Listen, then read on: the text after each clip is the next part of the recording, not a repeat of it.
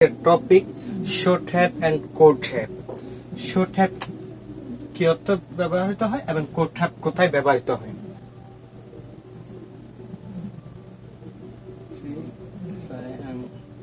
Position of number regret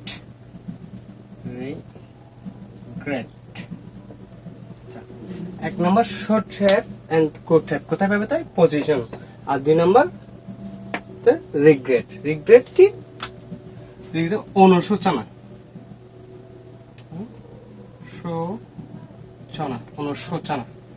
দুই নম্বর অধিকার, position অর্থ অধিকার। তাহলে should have and could have. Position কি, পজিশন বলতে অধিকার, কোন কিছু অধীনে বলতে নিজের অধিকার বা নিজের আয়ত্ত বা নিজের একটা অধিকার বা এ ধরনের বোঝায় পজিশন। আর রিগ্রেট কি, অনুশোচনা করা। তাহলে আজকের টপিকটা হচ্ছে should have and could have day 7 থেকে। যাদের শর্ট হ্যাভ এবং কোড হ্যাভের প্রশ্ন এবং প্রাইমারি লেভেলে যেমন এম ইস আর এবং ওয়াজ ওয়ার, এগুলো হচ্ছে প্রাইমারি লেভেল। এবং অ্যাডভান্স লেভেল যারা মডেল ভার্ব, এগুলো যাকে বলা হয় হেল্পিং ভার্ব বা ভার্ব, এগুলো মডেল ভার্ব। এই মডেল অ্যাডভান্স লেভেলে যাদের আছেন তাদের জন্য।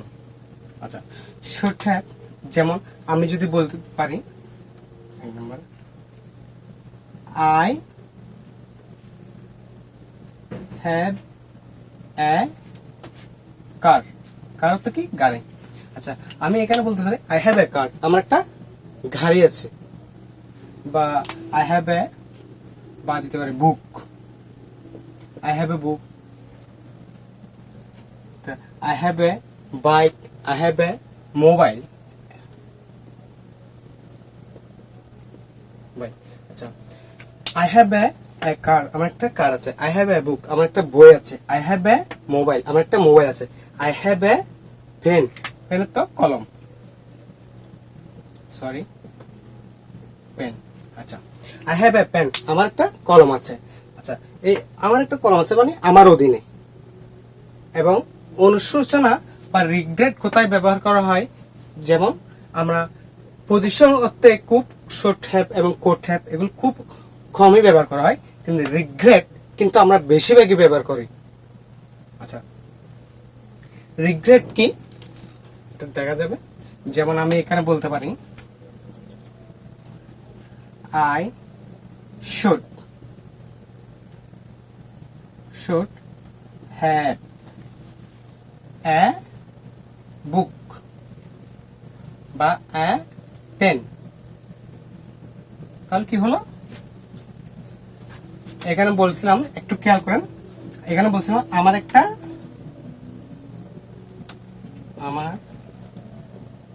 একটা বই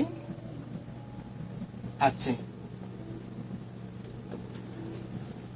আবার এখানে বলতেছি আমার একটা বই থাকা উচিত।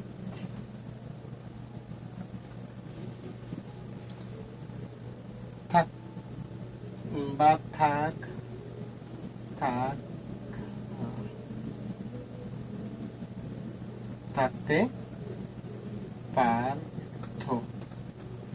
হ্যাঁ, এখানে দুই ধরনের, যে আই হ্যাভ এ বুক, আমার একটা বই আছে।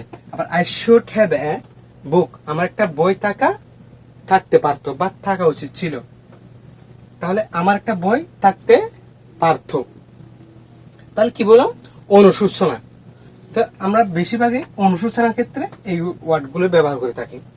যেমন এই সেন্টেন্স গুলো, I have a car, I have a book, আমার একটা I should have a book, আমার একটা বই থাকা দরকার ছিল। এবার আমি যদি এখানে could have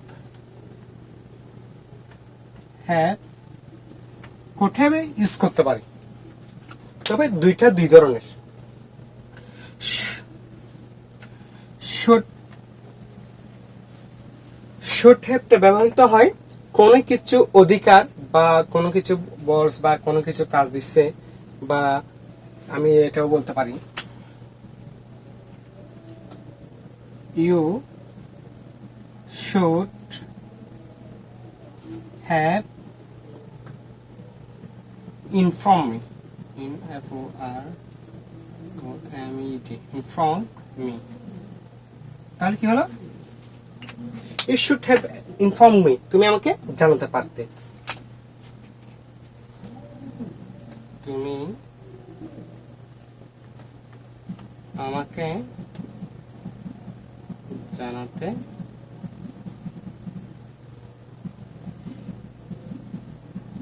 জানানো উচিত ছিল। যদি আমি বলতাম, এখানে দেখেন you should have inform me, আবার ইউ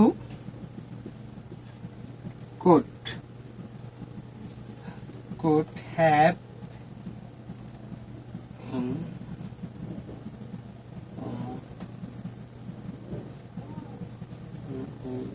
informed me, তাহলে এটা দুইটা দুই ধরনের অবশ্যই। You should have informed me, you could have informed, তুমি আমাকে জানাতে পারতে। তাহলে you should have inform me, তুমি আমাকে জানানো উচিত ছিল। আবার এখানে বলছে you could have inform me, তুমি আমাকে জানাতে পারতে। কোনো কিছু একটা ঘটে গেছিল, কোনো বস বা তোমাকে ইনফর্ম করতে বলছিল কোনো কিছু কাজের জন্য, কোনো কিছু অধিকারের জন্য, বা কোনো কিছু তোমার বস বা কেউ তোমাকে একটা দায়িত্ব দিচ্ছে, তুমি তাকে জবাবদিহিতা বা কোনো কিছু করতে হবে, এই ধরনের যেগুলো কাজ সেগুলোকে শুড হ্যাভ ইনফর্ম মি, তুমি আমাকে জানানো উচিত ছিল। যা তোমার যেটা দরকার, প্রয়োজন ক্ষেত্রে। আচ্ছা, you could have inform me, তুমি আমাকে বিষয়টা জানাতে পারতে। ক্যাজুয়ালি তুমি আমাকে বিষয়টা জানাইতে পারতে, বা তুমি আমাকে এই বিষয় বা কোনো কিছু, তুমি এখানে মনে করো কোন এক জায়গায় গেছো বা ঘুরতে গেছো, কিন্তু জায়গাটা অনেক সুন্দর, তাহলে আমি তোমাকে বলতে পারি you could have inform me, তুমি আমাকে জানাতে পারতে। আচ্ছা, তো এখানে বলছি you should have inform me, তুমি আমাকে জানানো উচিত ছিল। তো দুইটা দুই ধরনের। এবং কুড হ্যাভ কোথায়, শুড হ্যাভ কোথায়, অবশ্যই বুঝতে। হ্যাঁ, আমরা পজিশন ক্ষেত্রে কিন্তু এইগুলো ব্যবহার খুবই কম করি, কিন্তু রিগ্রেট, অনুশোচনা ক্ষেত্রে কিন্তু আমরা বেশিরভাগই ব্যবহার করি। যেমন আমরা বলতে পারি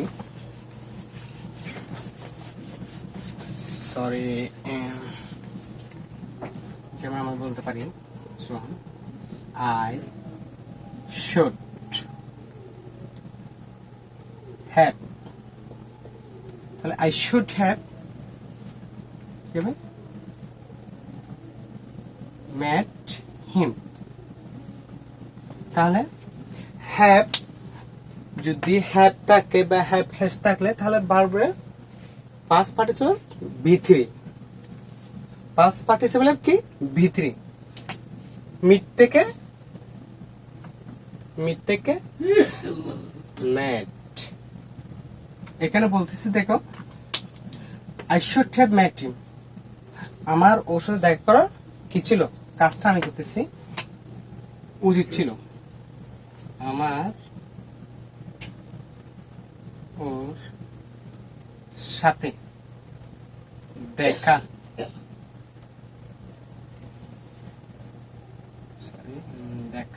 করা উচিত ছিল। এবার আমি যদি বলতে যাই I could have met him, আমার ওর সাথে দেখা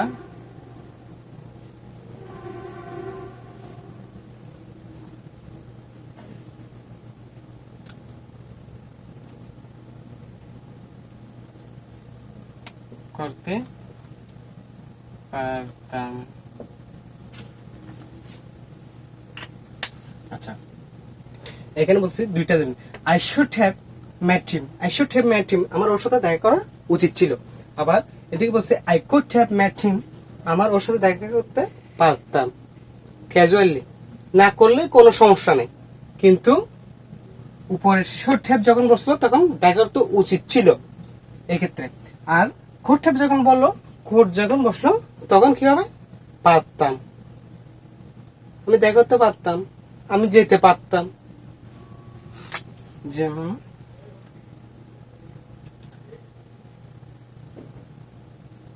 হি শুড হ্যাভ, গো থেকে গন, তাহলে কি হলো, হি শুড হ্যাভ গন, সে যেতে পারতো। বা এখানে গণর বদল আমরা এডও বসতে পারি, ইটি এট, ইটিং থেকে ইট থেকে এট, বি3 বি3 ফার্স্ট পার্টিসিপেলের বি3 হ্যাভ বসলে তখন, যেমন হি শুড হ্যাভ ইট, সে খেতে পারতো, সে খাওয়া উচিত ছিল। আবার আমি যদি বলি এখানে যদি কুড বসাই তাহলে কুড হ্যাভ ইট, তাহলে কি হবে, হি কুড হ্যাভ ইট, সে খেতে পারত, হি শুড বি ইট, সে খাওয়া উচিত ছিল। তাহলে কি দুইটা দুই ধরনের, আমরা যেগুলো রিগ্রেট রিগ্রেট রিগ্রেট ক্ষেত্রে যেভাবে ব্যবহার করবো অনুশোচনা, পজিশন ক্ষেত্রে দেখলে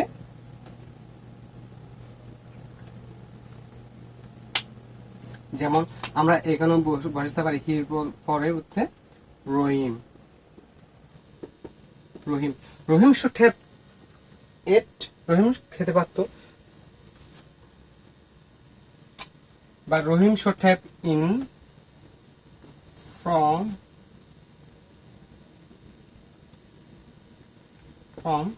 মি।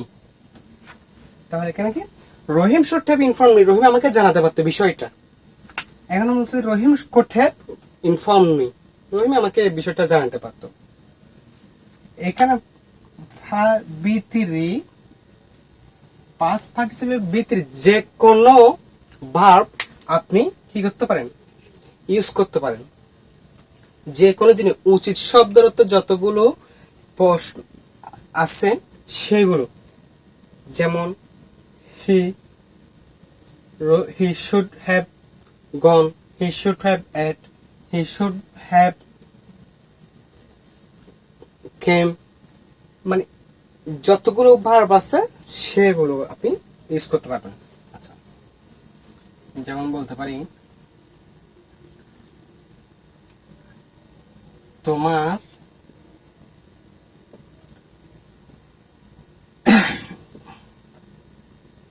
ইংরেজি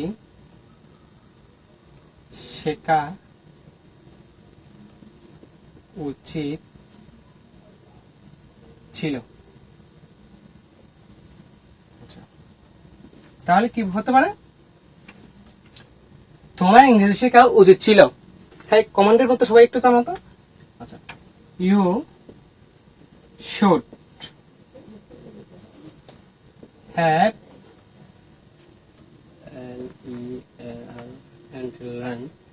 লার্ন থেকে learned বি3, you should have learned English.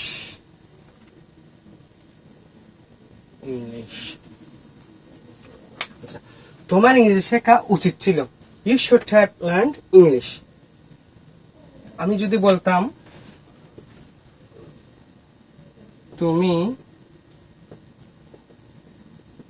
ইংরেজি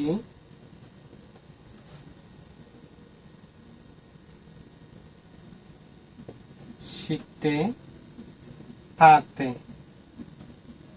বা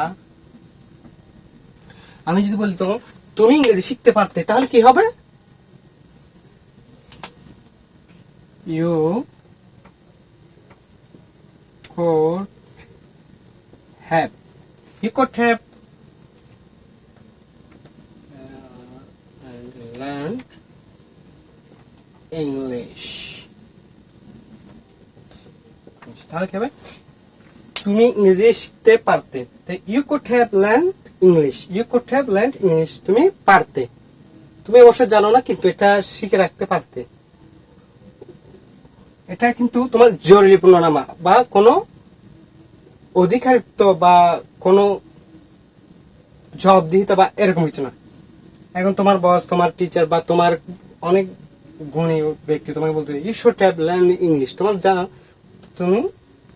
তোমার ইংরেজি শেখা উচিত ছিল। আবার এখানে বলছে তুমি ইংরেজি শিখতে পারতে, তাহলে you could have learn English, you should have learn English, you should have learn English, you could have learn English. তাহলে আজকে should have and could have নিয়ে ড্যাশ 7 এর গুরুত্বপূর্ণ ক্লাস হলো। হ্যাঁ, আপনাদের যদি কোনো কিছু জানার থাকে তাহলে আমাকে কমেন্টের মধ্যে জানাই দিবেন, অবশ্যই আমরা আপনাদেরকে সলিউশন বার করে দেব। হ্যাঁ, আর যদি কারো যদি গ্রামাটিক্যাল ভাবে প্রয়োজন হয় তাহলে তাও আমাকে জানাবেন, আমি গ্রামাটিক্যাল ভাবে জানিয়ে দেবো। আচ্ছা, তাহলে কি you should have learn English, you could have learn English. আপনি এই জায়গাটা বৃত্তিরই যে কোনো, যেমন এই স্ট্রাকচারটা একটু এখানে সাবজেক্ট, স্ট্রাকচারটা দেখেন SUB, সাবজেক্ট প্লাস কি হবে could have বা should have, should have helping verb কি could have বা should have, should have B3 but others, okay others। আপনি এই স্ট্রাকচারটা ফলো করেন, এই স্ট্রাকচারটা আপনি যে কোনো সাবজেক্ট দেওয়ার পর শুড হ্যাভ এবং B3 পাস্ট পার্টিসিপেলের B3 এবং আদার্স, আপনি সেন্টেন্সটা লম্বা করতে পারেন যেভাবে হিসেবে পারেন।